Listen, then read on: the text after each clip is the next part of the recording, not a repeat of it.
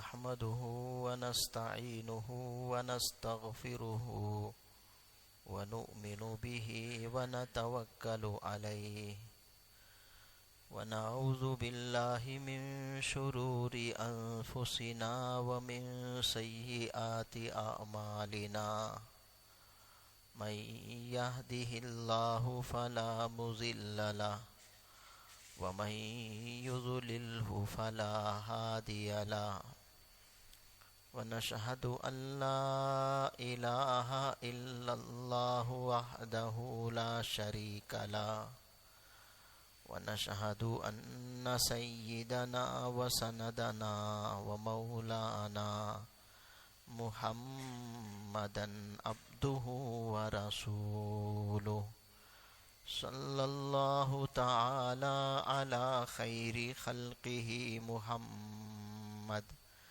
وعلى آله وأصحابه أجمعين أما بعد فأعوذ بالله من الشيطان الرجيم بسم الله الرحمن الرحيم قالوا أرجه وأخاه وأرسل في المدائن حاشرين يأتوك بكل ساحر عليم وجاء السحرة فرعون قالوا إن لنا لأجرا إن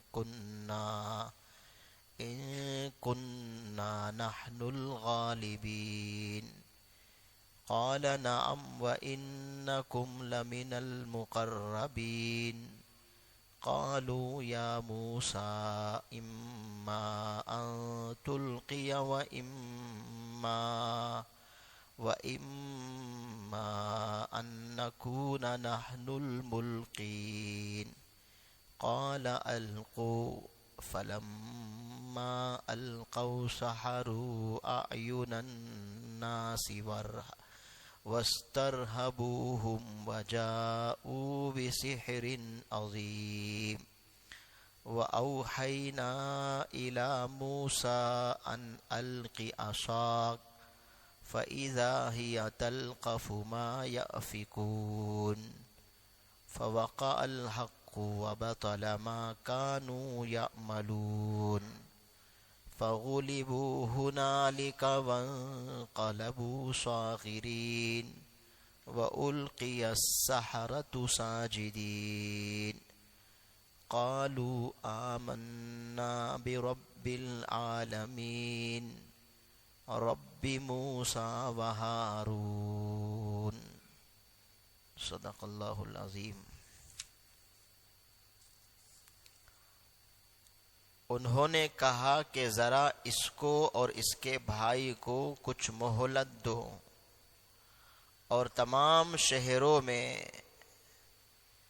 ہر کارے بھیج دو، کارندے بھیج دو تاکہ وہ تمام ماہر جادوگروں کو جمع کر کے تمہارے پاس لے آئیں۔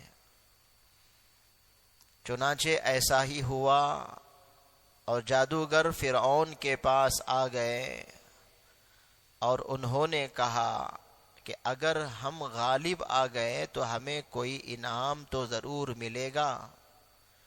فرعون نے کہا ہاں، اور تمہارا شمار یقیناً ہمارے مقرب لوگوں میں ہوگا۔ انہوں نے موسیٰ سے کہا موسیٰ چاہو تو تم پھینکو ورنہ ہم پھینکیں۔ موسیٰ نے کہا تم پھینکو۔ چنانچہ جب انہوں نے اپنی لاٹھیاں اور رسیاں پھینکی تو لوگوں کی آنکھوں پر جادو کر دیا، ان پر دہشت طاری کر دی اور زبردست جادو کا مظاہرہ کیا۔ اور ہم نے موسیٰ کو وحی کے ذریعے حکم دیا کہ تم اپنی لاٹھی ڈال دو۔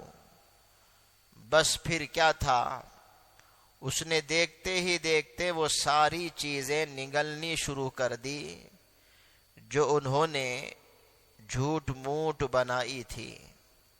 اس طرح حق کھل کر سامنے آ گیا اور ان کا بنا بنایا کام ملیا میٹ ہو گیا۔ اس موقع پر وہ مغلوب ہوئے اور شدید سبکی کی حالت میں پلٹ کر آ گئے، اور اس واقعے نے سارے جادوگروں کو بے ساختہ سجدے میں گرا دیا اور پکار اٹھے کہ ہم اس رب العالمین پر ایمان لے آئے جو موسیٰ اور ہارون کا رب ہے۔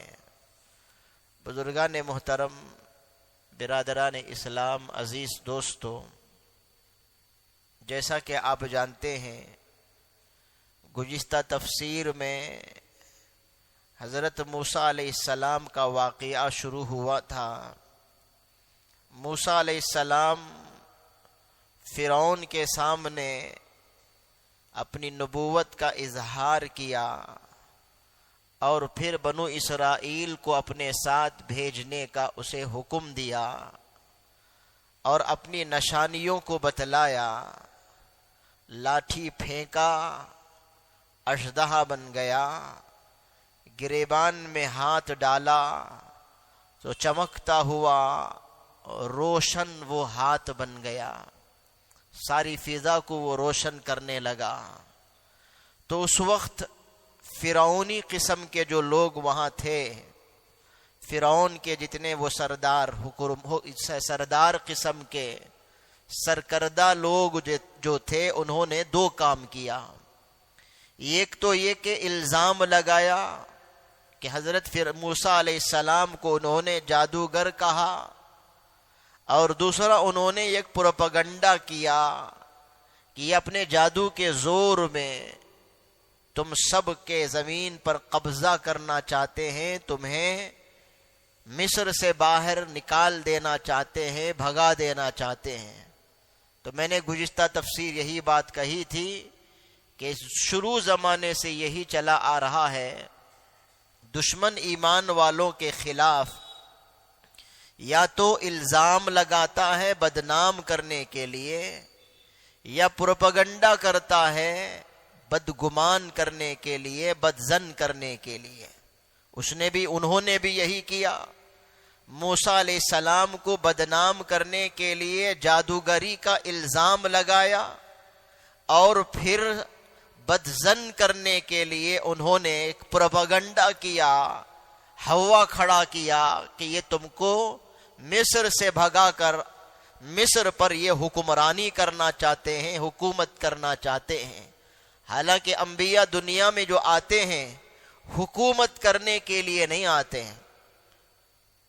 کتنے انبیاء دنیا میں آئے، جتنے انبیاء دنیا میں آئے سب نے صرف اللہ کی طرف بلایا ہے، دعوت دی ہے، کوئی بھی حکومت کا مطالبہ نہیں کیا، سوائے حضرت سلیمان علیہ السلام کے، حضرت داؤد علیہ السلام کے، حضرت یوسف علیہ السلام کے۔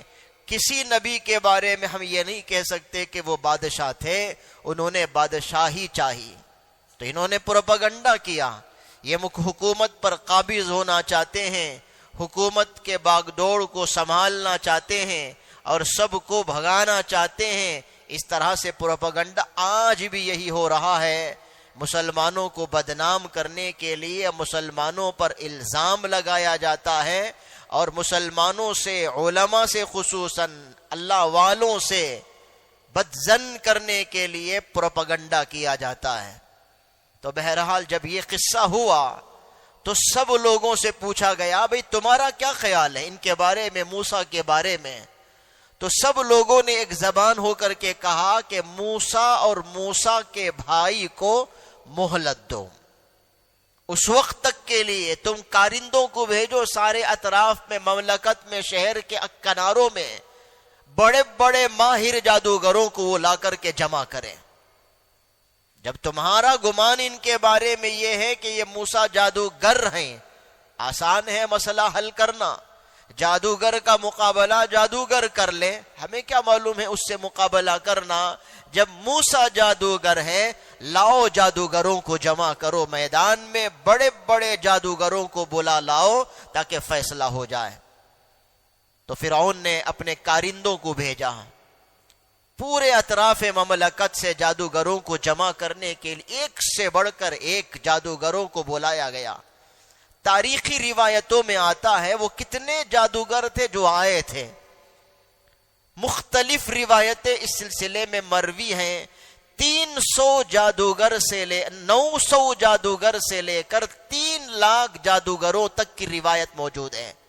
بعض روایتوں میں ہے 900 جادوگر آئے, بعض روایتوں میں ہے 15,000 جادوگر آئے, بعض روایتوں میں ہے 20,000 جادوگر آئے, بعض روایتوں میں ہے 25,000 جادوگر آئے. بعض روایتوں میں یہ بھی ہے کہ 3 لاکھ جادوگروں کو فرعون نے اپنی زور پر, اپنی حکومت کے بلبوتے پر اس نے اکٹھا کیا, جمع کیا. اور جتنے جادوگر آئے وہ اپنے ساتھ رسیوں کو, لاٹھیوں کو, جن سے وہ جادو کیا کرتے ہیں, ان سب کو لے کر کے آئے. امام بغوی علیہ الرحمہ کے قول کے مطابق 15,000 جادوگر آئے اور 300 اونٹوں پر جادوگری کے سامانوں کو لاد لاد کر کے لائے. 300 اونٹوں پر جادوگری کے سامان تھے. 15,000 بڑے بڑے جادوگر, اس میں تو کچھ سردار قسم کے جادوگر بھی تھے, اور 15,000 جادوگروں کو اکٹھا کیا گیا. اب وہ میدان عمل میں آئے, جادو کے میدان میں آئے, موسیٰ علیہ السلام سے مقابلہ کرنے کے لیے آئے.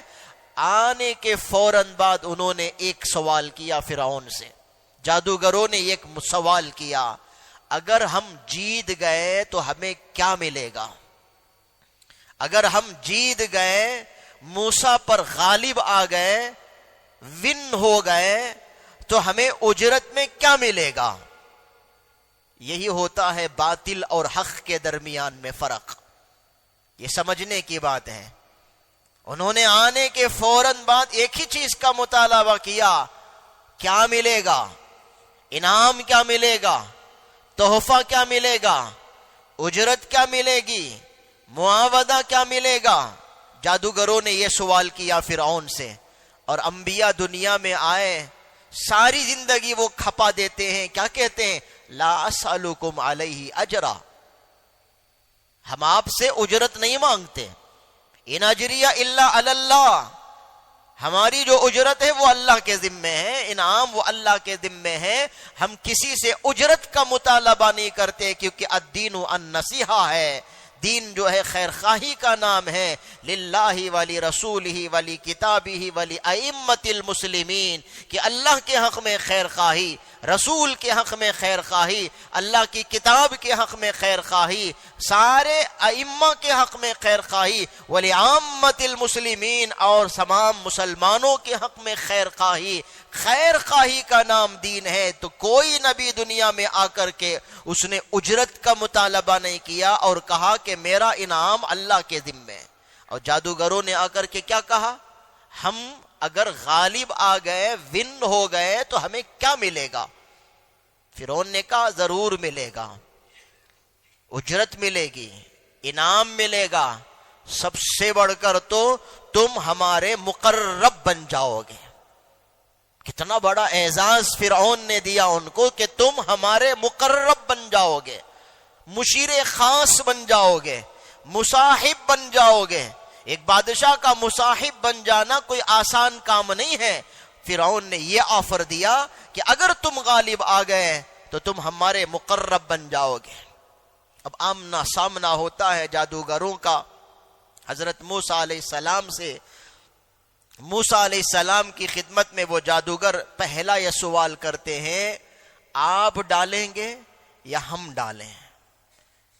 جادوگری کے جو سامان ہم جو لائے وہ ہم پھینکیں یا آپ پہلے پھینکیں گے؟ موسیٰ علیہ السلام نے کہا پھینک دو, تم جو دکھانا چاہتے ہو دکھا لو تم. تو انہوں نے اپنے ہاتھ میں جو رسیاں لے کر کے آئے تھے وہ تو رسیاں تھی. جادوگروں نے زمین پر رسیوں کو ڈالا. اب وہ رسیاں سانپ کی شکل میں ادھر ادھر بھاگنے لگی, تیرنے لگی. اللہ فرماتے ہیں انہوں نے لوگوں کی آنکھوں پر جادو کر دیا تھا. ہے تو وہ رسی لیکن لوگوں کو نظر آ رہی تھی وہ سانپ کی شکل میں. اسے کہتے ہیں نظر بند کرنا. اسے کہتے ہیں میجیشین، اسے کہتے ہیں میجک کرنا. تو اس زمانے سے یہ چلا آ رہا ہے. اس طرح سے انہوں نے نظر بند کر دی، لوگوں کو سانپ کی شکل میں وہ نظر آنے لگا. آج جتنے جادوگر دنیا میں ہیں نا، لوگ دیکھتے ہیں ایسے شوز میں لوگ جا کر کے جادوگروں کی جادوگری کو دیکھتے ہیں، میجیشین کی میجک کو جا کر کے دیکھتے ہیں اور تعجب میں پڑتے ہیں اس نے کیا کر دیا، یہ کر دیا، وہ کر دیا. اور انڈا نکالا تو اس میں سے مرغی نکل کر کے آ گئی. ایک لاٹھی اٹھایا تھا وہ 4 لاٹھیوں میں تبدیل ہو گئی. اپنے ہاتھوں کا کچھ کرتوت دکھاتے ہیں، اپنے ہاتھوں میں کچھ وہ کر کے دکھا دیتے ہیں اور لوگوں کی آنکھوں پر دھول جھونکتے ہیں اور لوگ تعجب میں پڑتے ہیں. تو اللہ کہتے ہیں جادوگری بس اتنی ہی چیز ہے، حقیقت بدلتی نہیں. حقیقت تو وہ رسی رسی ہے، وہ ڈنڈا ڈنڈا ہے، لیکن لوگوں کی نظروں میں کچھ اور نظر آنے لگتا ہے. اصل میں وہ لوگوں کی نظروں پر کچھ جادوگری دکھاتے ہیں، ان کی نظر بند کر دیتے ہیں، وہ کچھ طاقت دکھاتے ہیں. اسی لیے موسیٰ علیہ السلام کو اللہ نے جو معجزہ دیا ہے، ان جادوگروں کی جادوگری کو توڑنے کے لیے معجزہ دیا. آپ ذرا غور کر کے دیکھیں، دنیا میں جتنے انبیاء آئے اور ان کے ہاتھوں پر اللہ نے جو معجزہ ظاہر فرمایا، قوم میں جس کا رواج ہوتا ہے اسی کے مطابق اللہ تعالیٰ معجزہ دے کر کے بھیجتے ہیں. اس زمانے میں موسیٰ علیہ السلام کے زمانے میں چونکہ جادوگری کا زور تھا، نجومیوں کا بڑا زور تھا، ستارہ پرست لوگوں کا بڑا زور تھا، ہتھیلیوں کو دیکھ کر مستقبل بتانے کا بڑا زور تھا، جس کو ایسٹرالوجر کہتے ہیں. تو اس کے مطابق اللہ نے موسیٰ علیہ السلام کے پاس معجزہ دے کر کے بھیجا. لاٹھی ڈالو اژدھا بنے، ہتھیلی ہاتھ کے اندر بغل کے اندر رکھ کر کے کھینچو تو وہ چمکدار روشن ہو جائے. اور عیسیٰ علیہ السلام کے زمانے میں کس کا زور تھا؟ طب، حکمت، علاج، معالجہ. ہر طبیب چیلنج کرتا تھا میرے پاس یہ علاج ہے، یہ علاج ہے، لا علاج بیماریوں کو شفا میں دے سکتا ہوں، کوئی علاج نہیں کر سکتا جو علاج میرے پاس میں ہے. تو موسیٰ عیسیٰ علیہ السلام کو اللہ نے معجزہ دے کر کے کیا بھیجا؟ کوئی طبیب وہ علاج نہیں کر سکتا جو علاج حضرت عیسیٰ علیہ السلام کر دیتے تھے. مادرزاد اندھا، پیٹ میں اندھا پیدا ہوا، کون سا میکالال ایسا ہے، کون سا طبیب ایسا ہے، حکیم ایسا ہے جو پیٹ میں جو بچہ اندھا پیدا ہوا اسے روشنی واپس دلا دے؟ عیسیٰ علیہ السلام وہ معجزہ لے کر کے آئے، اندھے کی آنکھ پر ہاتھ پھیرتے اس کی روشنی واپس آتی. برس کے جو مریض، سفید داغ والے جو مریض، آج تک اس کا علاج کسی کے پاس نہیں. عیسیٰ علیہ السلام کو اللہ نے وہ معجزہ دے کر کے بھیجا، بدن پر ہاتھ پھیرتے صحت مند وہ ہو جاتا، تندرست وہ ہو جاتا. اور آج تک کسی حکیم کے پاس علاج نہیں ہے، مرنے کے بعد اسے قم باذن اللہ بول کر کے یا کوئی دوائی پلا کر کے اٹھا کر کھڑا کر دینا. عیسیٰ علیہ السلام جو معجزہ لے کر کے آئے، مر گیا ہے، قم باذن اللہ کہا تو اٹھ کر کے کھڑا ہو گیا. مٹی سے ایک پرندہ بنا کر کے پھونک مارتے تو وہ پرندے کی شکل میں اڑنے لگتا. یہ معجزہ عیسیٰ علیہ السلام لے کر کے آئے کیونکہ اس زمانے میں اس کا زور تھا. اور نبی پاک صلی اللہ علیہ وسلم جس زمانے میں آئے اس زمانے میں فصاحت، بلاغت، اشعار، شعر و شاعری، قصیدے کہنے کا زور تھا. ہر ایک کو اپنی زبان پر ناز کہ مجھ سے بہتر کوئی قصیدہ نہیں کہہ سکتا ہے، مجھ سے بہتر کوئی اشعار کہہ نہیں سکتا ہے. اللہ کے نبی کو اللہ تعالیٰ نے جو معجزہ دے کر کے بھیجا وہ قرآن پاک کی شکل میں لا کر کے دکھاؤ اس جیسی کتاب. تم قصیدے پڑھ لیتے ہو، تم مرثیے پڑھ لیتے ہو، تم نظم کی شکل میں کچھ بول لیتے ہو، نثر کی شکل میں، خطبے کی شکل میں کچھ بول لیتے ہو، تمہیں ناز ہے اس پر، ٹھیک ہے، لا کر کے دکھاؤ اس جیسی کتاب لا کر کے دکھاؤ.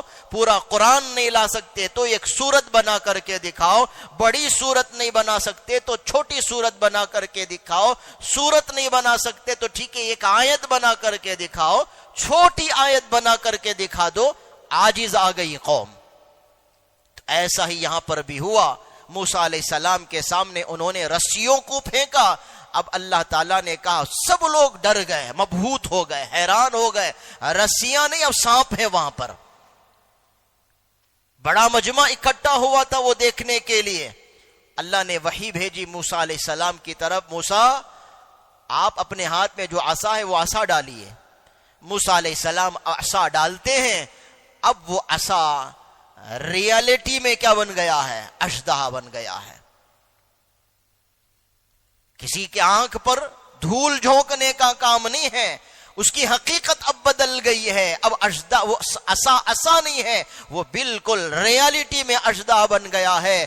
سارے جادوگر دیکھ کر کے حیران ہو گئے.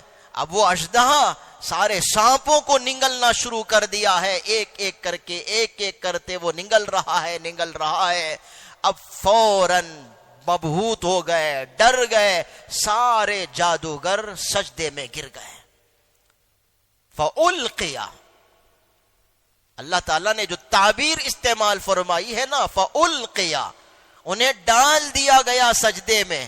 ڈال دیا گیا کا مطلب مفسرین لکھتے ہیں ان کے اختیار ہی میں نہیں تھا، بلکہ وہ مبہوت ہو کر کے، مرعوب ہو کر کے خود بخود سجدے میں چلے گئے. انہوں نے ایمان قبول کر لیا.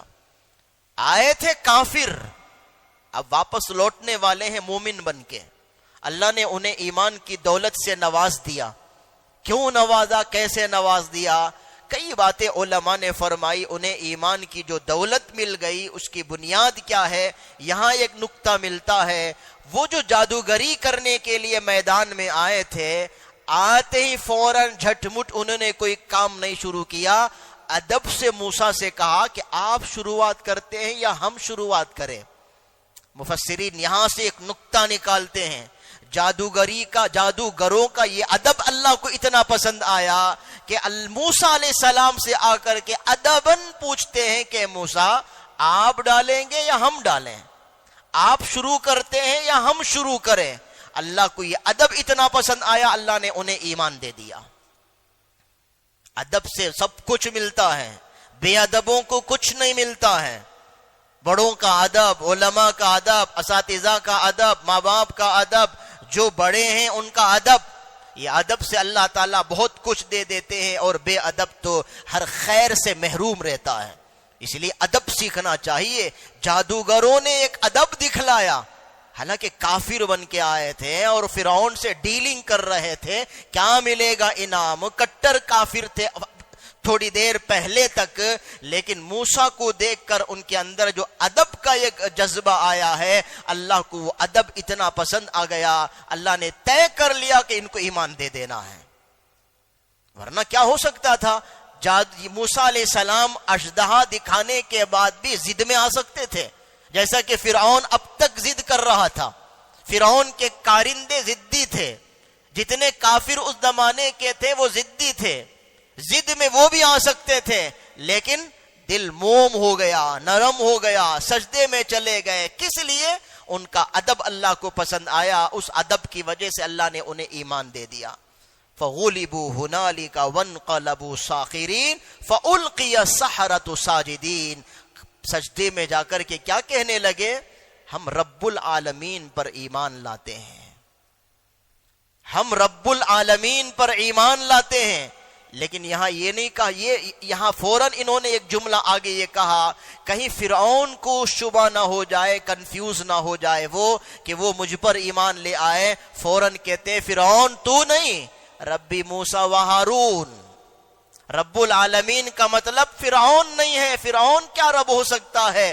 ہم جس رب العالمین پر ایمان لاتے ہیں وہ کون رب ہے؟ موسیٰ کا رب اور ہارون کا رب ہے. اس رب پر ہم ایمان لے آتے ہیں. اللہ نے جادوگروں کو ایمان سے نواز دیا. تو دو سبق ہمیں اس سے ملتا ہے. ایک یہ ملتا ہے جو کام کرو وہ اللہ کے لیے کرو، جیسا انبیاء کا شیوا ہوا کرتا ہے. دنیا کے لیے کرنا یہ باطل لوگوں کا طریقہ ہوا کرتا ہے، جیسا کہ جادوگروں نے دنیا طلبی کی، دنیا کا مطالبہ کیا.